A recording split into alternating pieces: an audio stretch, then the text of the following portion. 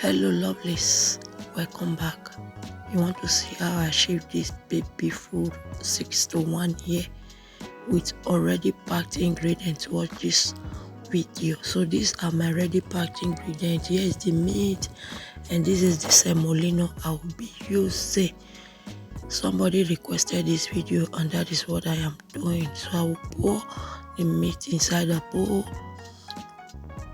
I will add in 3 teaspoons of the semolina. I will add just a pinch of salt.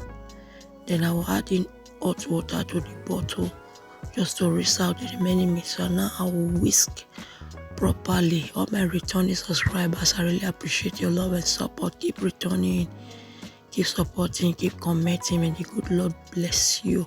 Feel free to check my channel out if you are new to the channel and subscribe. So I went to the microwave, I preheated it, I stayed with it every 1 minute. I gave it a good stir.